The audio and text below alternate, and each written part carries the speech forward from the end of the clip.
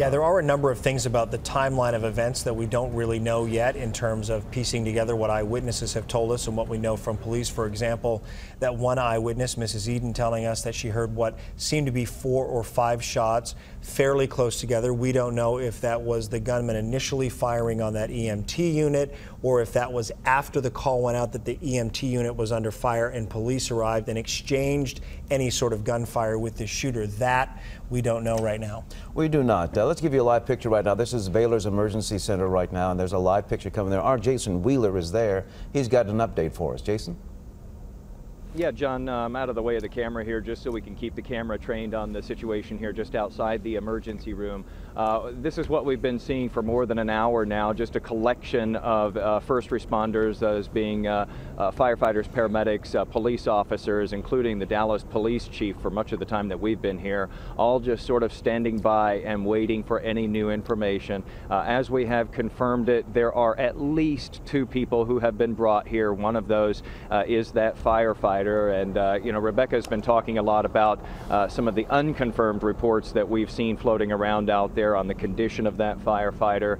I can tell you that we are told from the inside here that that has really perturbed a lot of these emergency workers who are standing by waiting for details. Obviously, they are hoping for the best here.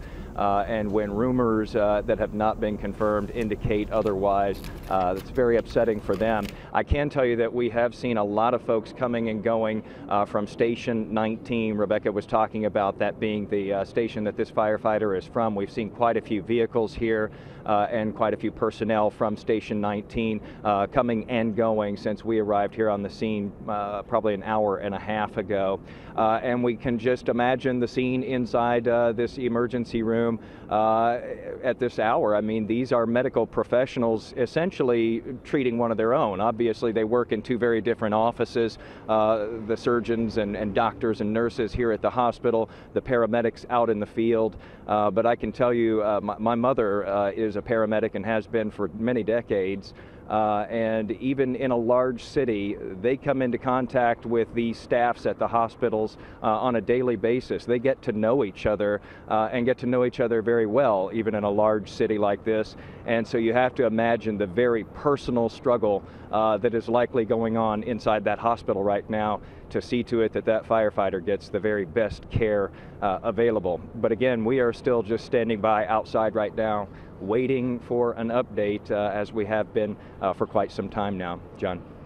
We're so incredibly mindful of the dangers that police officers are in, and we should say even beyond that after the Dallas ambush, because as Rebecca pointed out, paramedics too rushed into the line of fire that night, July 7th of last year, when the Dallas ambush took place under the darkness of night in the middle of that march that was taking place on the downtown streets of Dallas. But I don't think we're mindful of enough of the danger that paramedics are potentially in, and firefighters if they're the first to arrive on a scene, especially a suicide call when they don't know what they're up against. Yeah, that's a real difficulty. They have the difficulty, police officers. I don't know, a lot of people may not recall Officer David Hoffer, I believe, from Euless, who when arrived on a scene of a suspicious person and had no indication that it was going to be dangerous or anything like that, and what resulted was David Hoffer was shot and killed by that suspect. So these are dangerous moments for folks as we see more ATF officers now show up. These are government officials who are now arriving,